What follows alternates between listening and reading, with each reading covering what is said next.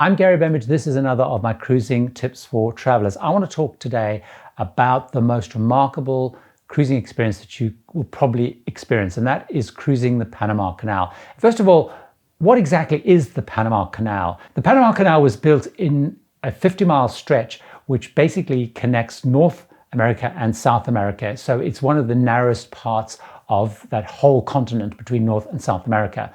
Before the canal was built, you basically hack your way through. A railway was eventually built, but it was a very treacherous and difficult thing to do. So eventually the canal was built to speed up that whole process and to save an enormous amount of time. There are actually now two Panama Canals, the original which opened in 1914 and a much wider, bigger one to take bigger cruise ships, but also probably more importantly, bigger cargo ships, which was opened in 2016. One of the big misnomers about the Panama Canal is it's actually not just one big long canal. It's a series of locks on the east side, a big lake in the middle, and a series of locks on the west side. So if you head in from the Caribbean side, you go initially through the Gatun locks. These are a series of 3 chambers which take you up roughly 28 feet each time. You then head into the Gatun Lake, which is a massive big lake, which is man-made, which is also a way of collecting and getting all the water that's needed in the lock. You then pass through the Galliard Cut, which is a very long, narrow pathway which was built in kind of the rock and the land. And you then head down to the other side through another series of locks. First of those is the 1-chamber Pedro Miguel locks. And then you go through the 2-chamber Miraflores locks before heading out to the Pacific Ocean. Around 14,000 ships pass through the Panama Canal every year, and that's around about 250 cruise ships every year go through there. So what are your options for transiting and experiencing the Panama Canal? There's probably 4 key ones that you can do. The first of those, and the most magnificent of those, is a full transit. And this is when ships pass from one side right the way through to the other side. So you go through all the locks, through the lake, and through the other locks on the other side. Now these tend to be on longer cruises, so they do put a lot of people off. So they could be part of a world cruise. You'll find a lot of the ships that go on world cruises, they will pass through the Panama Canal. You'll find often if you're going on a cruise which is circumnavigating the South America continent includes that. You'll also find you sometimes have cruises which go from the west coast, the Pacific side, to the east coast, the Caribbean side. You might go from San Francisco, Los Angeles to Miami or Fort Lauderdale. That will pass through there as well. So those tend to be the main options for full transits. These are best for people who want the whole experience, people like me who are a bit geeky about it, and you want the whole total experience and experience every single last minute and all the locks. So that's your one option.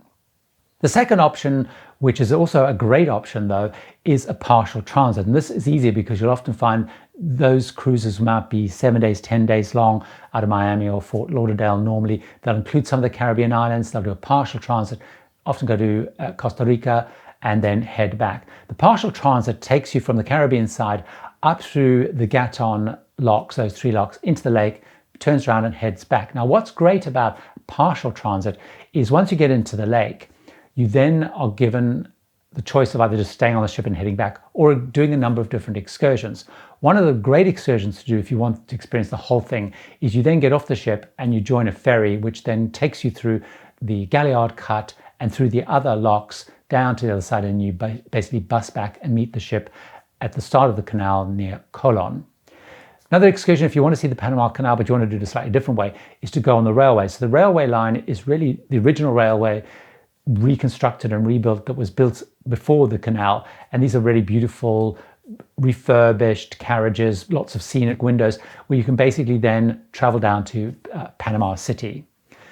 If going through the first set of canals is enough for you, there's a couple of other great excursions. So for example, one of the things that we did the one time is you can go to the Gamboa rainforest and you can go out on various excursions, go on little carriage units that take you up right into the rainforest, right above the trees, or you can go on other different excursions and look at butterflies and orchids and really experience the rainforest.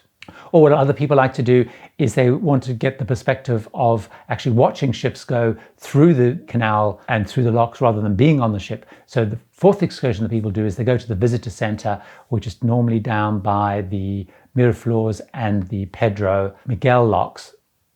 The third option you have for transiting the Panama Canal is you'll find on much smaller ships. They normally combine a land and a small ship experience. So it's they can be 7 to 14 days. You'll spend some time on land and you'll go through the actual canal on a much smaller ship. So that tends to be a much more land-focused excursion, and sometimes they actually break up passing through the canal into different parts. So you might do some of the locks, so you might do the Gatton locks first, you might spend some time on land in the rainforest, get back, experience other parts of the lock. If you do want to see the canal, but you don't have enough time to do the full transit, it's worth taking a look at a cruise that goes, perhaps a 7-night cruise that is going to Colon, because they'll spend a long day there and you can get to see the canal in those different forms as well.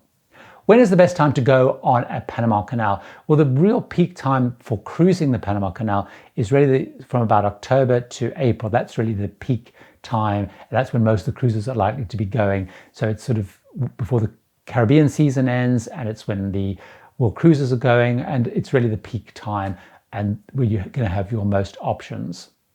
Another key thing to consider in that time period is the rainy season really ends in November. Being rainforest, it does rain an enormous amount in this area, which is why that's also the peak season. November is sort of when the rainy season tails off, so it's worth considering going after that.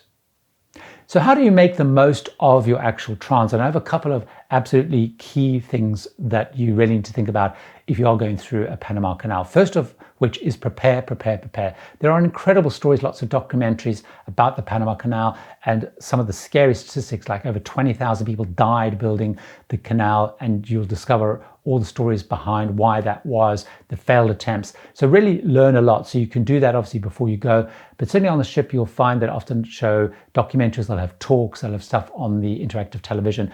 I would really strongly recommend you listen to those, because appreciating the canal and the complexity of the canal does make the journey so much more interesting. The second critical thing is get up early. You're likely to head into the canal from about 5:30, 6 o'clock in the morning. So you need to be up early and watch that whole experience. So it is a very long day, because it's going to take up to 8 hours if you're doing the full transit to get through the whole experience. So you need to sort of pace yourself a bit, but you do need to get up really early and be absolutely ready and raring to go.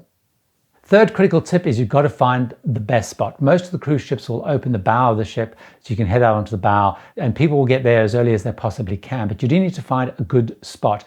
What I also recommend you do is think about the different perspectives you might want to take. So plan to spend some time on the bow of the ship, perhaps go to the rear of the ship, and you can also then see everything closing behind you and look behind you. Often there's a ship behind you. You want to go to the side sometimes, particularly right down onto the promenade deck, because you can get up really close and see the mules pulling you along. So choose a couple of spots and sort of plan where you want to go. But I would strongly recommend for the first part of the transit, get onto the bow of the ship and get really up close, because you bear in mind there's a couple of feet either side of these ships, so you're going to get a real sense of the magnificent and the amazing things that they do to get these ships through.